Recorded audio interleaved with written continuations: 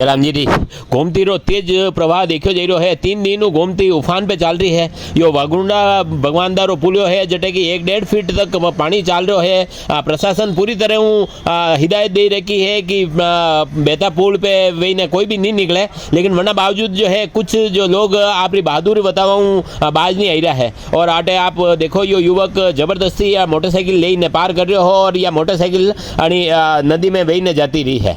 यह खबर कमलेश कुमावत आपने लिए भेजी है। ये वागुंडा पुलिया है। ये देखो आदमी लापरवाही करता हुआ आने जाने का रास्ता बंद है, फिर भी ये लापरवाही कर रहे हैं और ये गाड़ी झुक चुकी है। तो अब ये पानी के अंदर ही जाएगी। बहुत हिम्मत करके गाड़ी को वापस बाहर निकाली है उसने।